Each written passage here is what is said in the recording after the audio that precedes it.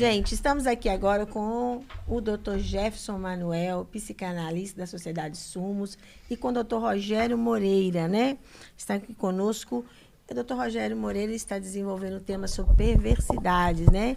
E eu achei interessante fazer essa casadinha do que o tema que o Dr. Jefferson está desenvolvendo, que é o feminicídio, né? Na psicanálise, ok? Sejam bem-vindos. E aí, como que é isso? O Dr. Jefferson conta para nós o que é um feminicídio na psicanálise. Que erotização é essa, né? Da mulher ou a deserotização desse homem? Sim, é uma grande alegria e realização estar aqui. Quero saudar a todos vocês que estão presencialmente aqui, doutora Lília, doutora Janise, doutor Rogério, e também aqueles que estão presentes nas redes sociais, né? Nas vias das redes sociais. É uma grande alegria estarmos todos juntos. É interessante, doutora Janise, a gente começar, de repente, contextualizando.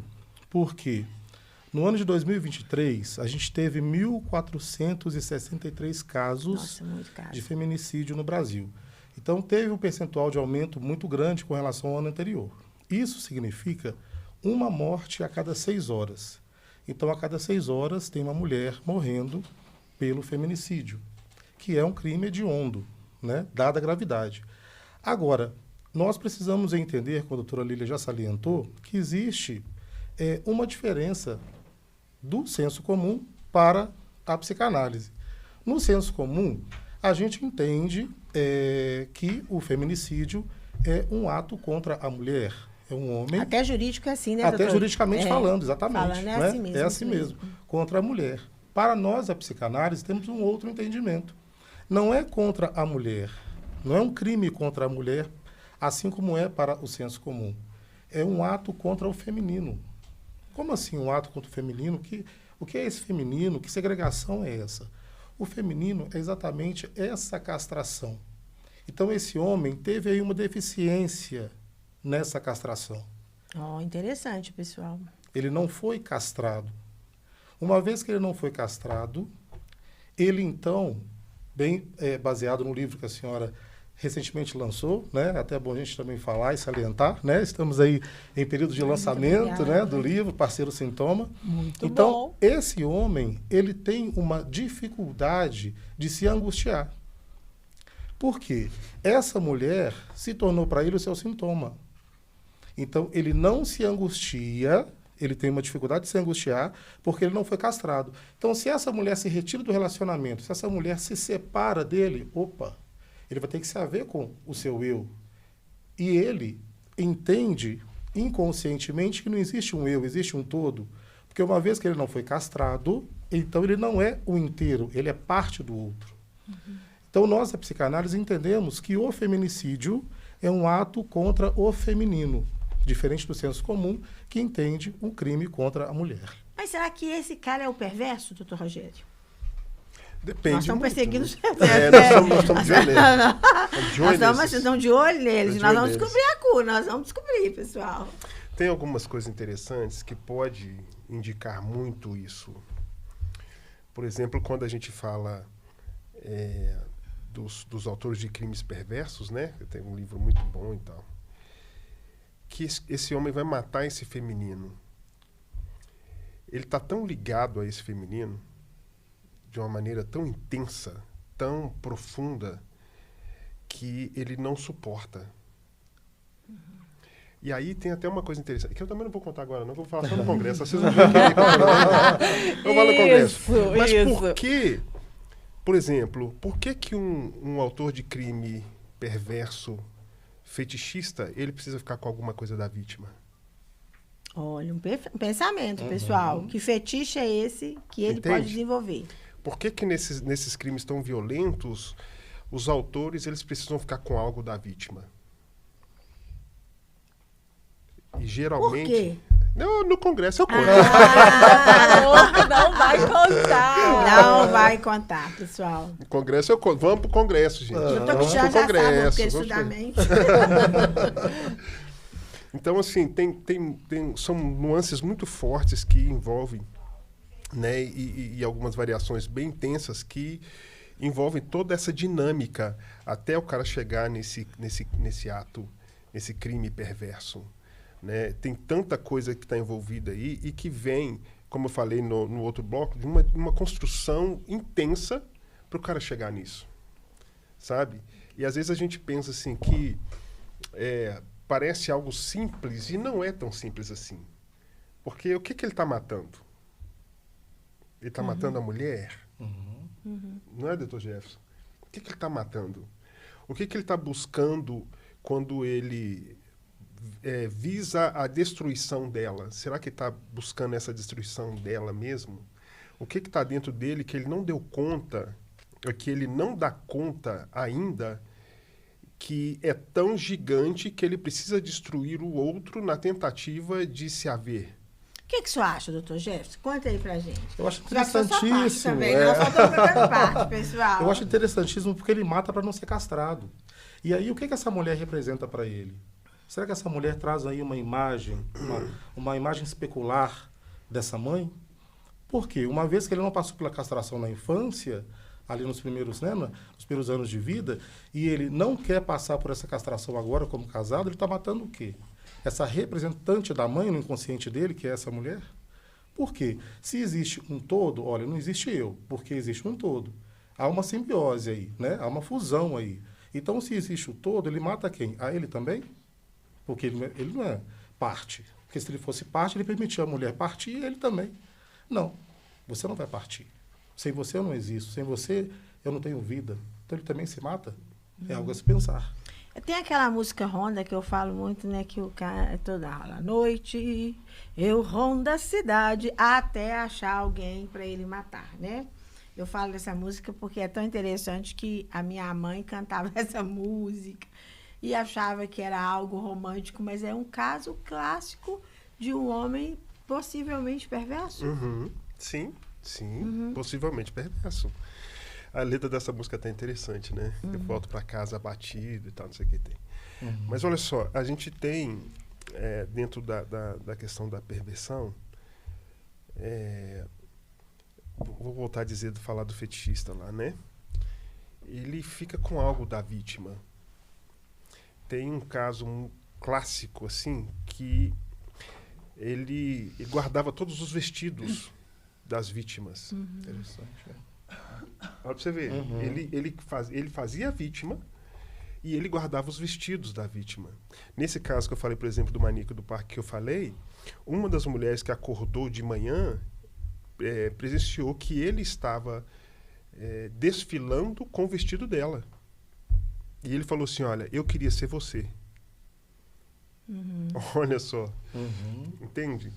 E você acha que é um ato meio prematuro, isso que eu vou dizer, pessoal, de um retorno ao narcisismo primário antes do narcisismo primário? Será que a gente poderia começar a pensar sobre isso? Esse retorno antes do narcisismo primário, antes do desmame? sim, A não castração. pode ser. Seria isso? Poderia pensar nisso também? Sim. Não? Porque a gente sabe que tudo é o retorno.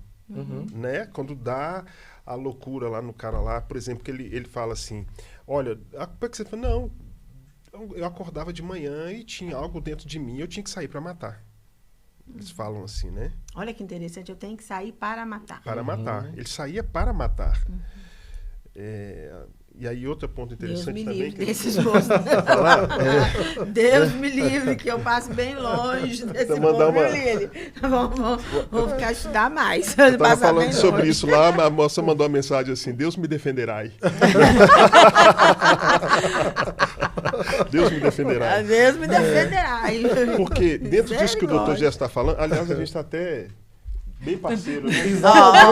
Eu tô bem olhando. E ele nem sabe que eu ia vir de blusa vinho e calça preta. Inconsciente Eu só não coletivo, achei, não. né? Então, verdade. Chama o doutor Cristiano, que é consciente coletivo aí. Aí, o que acontece? Ele fala assim que ele ia para a estação e ele ficava observando as mulheres que ele via que estavam de cabisbaixa, que estavam precisando de alguma coisa. Ele se transformava naquilo que ela precisava e caminhava com ela para a destruição. Ele se tornou aquilo que lhe faltou? Responde. Vamos pro Congresso. Vamos lá, Conversa todo mundo pro Congresso, entendeu? Todo mundo pro Congresso. Porém, doutor Cristiano, sempre falou pra gente, sempre fala que a psicanálise sempre é algo que é uma escrita dentro do sujeito, né? Vocês são psicanalistas. Conta pra gente como que é esse discurso desse psicanalista, que amor é esse a psicanálise, né? Como que foi isso para vocês descobrir a psicanálise, que já estão participando, né, de congressos internacionais, né? Já são pessoas já conhecidas internacionalmente, né? O que essa psicanálise realmente fez uma função dentro de vocês para vocês saberem tanto sobre a mente humana? Gente, isso fica de olho, viu? Doutora Janise, a psicanálise, ela traz para a gente essa grande vertente que é o alívio da dor pela via da fala, que é a cura pela fala. Então, é o alívio do sofrimento pelo discurso do sujeito. E a psicanálise primeiro me atravessou, né? Falando de mim, eu tive um contato com a psicanálise através da doutora Janise, numa palestra, enquanto eu ainda estudava na faculdade. Ele também é psicólogo, viu, Também gente? sou psicólogo. E no início da graduação, ali no segundo período, a doutora Janise foi fazer uma palestra na faculdade onde eu estudava, numa interlocução com o direito, né? Então, era um tema onde a psicanálise falaria e o direito também falaria, né? Estávamos falando sobre feminicídio, não é? Exatamente. Olha lá. Isso, sobre feminicídio. E ali eu tive um contato com a psicanálise, através da palestra da doutora Janise. A partir dali, tudo que eu tinha construído até então para buscar numa faculdade, que seria ser um psicólogo, os projetos que eu tinha mais para psicologia organizacional, que trabalha com relação a empresas e RH, foi desconstruído. Porque ali a psicanálise me atravessou. Da mesma forma que ela me atravessou e trouxe alguns sentidos para mim, porque até então tinha algumas respostas e algumas lacunas que eu não tinha, de certa feita, digamos assim, entendido ou tido a resposta. A psicanálise trouxe essa resposta, e não só essa resposta. Ela me fundamentou naquilo que eu precisava ser fundamentado enquanto me posicionar para a vida, enquanto ser ereto para a vida, enquanto me legitimar para a vida. Então, ela me atravessou de uma forma que eu falei, poxa, se trouxe resposta para mim, tem tantas pessoas que também precisam, né, tantos amigos, tantas pessoas, vizinhos, enfim, que precisam de uma resposta, e fez um sentido, mudou a minha vida. É o sentido hoje. Eu tenho a psicanálise não só como uma profissão, mas como um estilo de vida, não só como uma profissão, mas como uma missão de vida. Então é isso que eu busco hoje como psicanalista, né?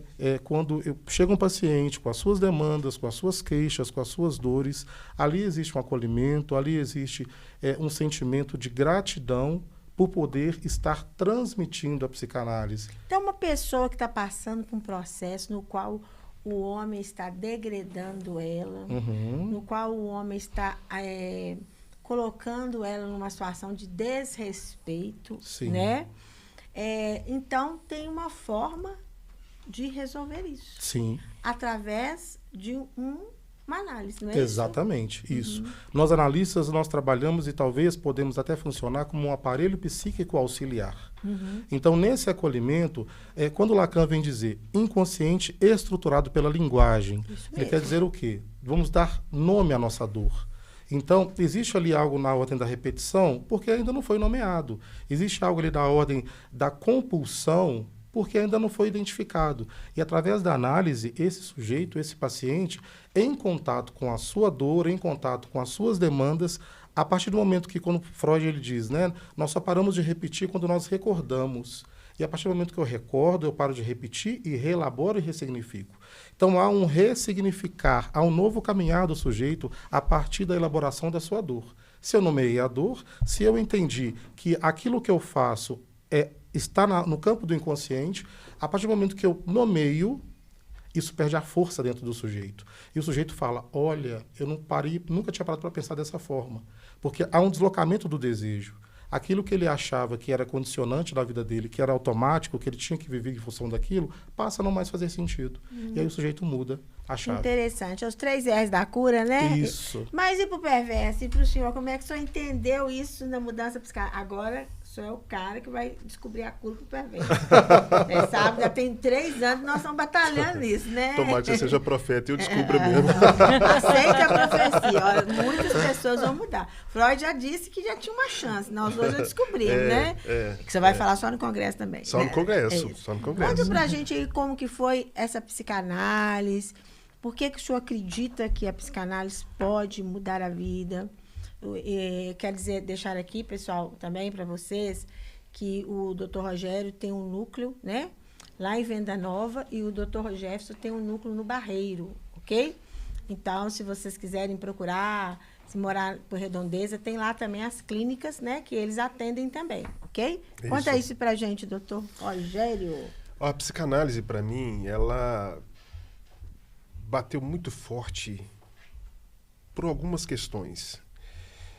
Quem me conhece sabe que eu gosto de origem. Eu gosto de esmiuçar as coisas. Eu gosto mas de... eu sei. É lindo. Eu sei. Você sabe disso, né? E a psicanálise, ela busca a verdade. Eu sou cristão.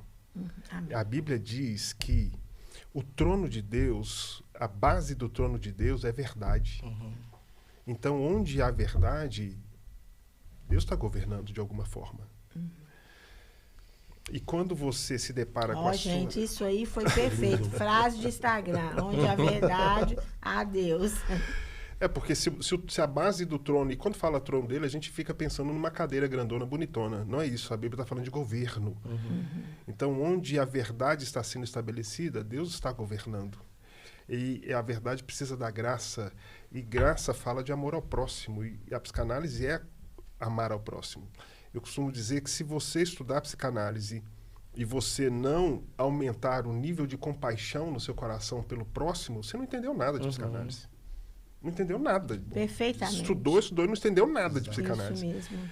Porque se você não se dispuser a amar o outro, a compreender o outro, a estender a mão para o outro, a caminhar a segunda milha com o outro, você não entendeu nada de psicanálise. E a psicanálise... A Bíblia no divã, hein, pessoal? Já tá deixando todo mundo com vontade, né? Depois, ninguém vai chamar, como vai ser próximo? A Bíblia no divã. Bíblia no divã. Então, assim, eu tive muitas respostas dentro da psicanálise que eu buscava já há muito tempo. E eu escrevi uma coisa também, quando eu estava ainda fazendo aula, eu escrevi uma coisa assim, olha, enquanto eu faço a psicanálise me faz. Lindo. Outra frase de Instagram. Corre e copia, não você esquece. Porque eu Perfeito. penso que é exatamente isso, sabe? Porque você encontra com o potencial que há dentro de você e você consegue enxergar com uma lente mais pura o propósito da vida, o propósito de ser. Eu acho que a psicanálise me ajudou a perceber isso. E se foi tão bom para mim, por que não ser para o outro também? Eu penso que... Cura pela cura. Cura pela cura. Perfeito. Cura pela cura. A psicanálise é você estender a mão para alguém. E eu acho muito legal que, tipo assim, eu tive algumas experiências, essa semana, inclusive, no consultório, que eu pude replicar frases que a senhora disse para mim em momentos complicados da minha análise. Como, por exemplo, eu não vou te abandonar. E o dia que a gente entende a profundidade de poder falar isso para alguém com a certeza de que realmente você vai viver isso porque você já experimentou, é outra história. É o que o pessoal fala do conhecimento oida e conhecimento gnosis. Tem aquele conhecimento que... tem o conhecimento que eu sei porque eu li, eu estudei, eu sentei e pesquisei. E tem o conhecimento que eu sei porque eu vivi. Eu experimentei. Isso que A é psicanálise me proporcionou isso. Isso que é lindo. Isso Antes muito eu lindo. conhecia só de ouvir falar, agora os meus olhos te veem. Por aí. É diferente, né? diferente. Por aí. Diferente. É diferente, é Muito completamente diferente. Pessoal, eu estou aqui, eu vou agradecer a presença de vocês. Gostaria de convidar vocês. Toda semana estaremos aqui. Estaremos sempre motivados a trazer informações para você. O objetivo de tudo isso é ajudar você realmente a ressignificar a sua vida e a vida da sua família.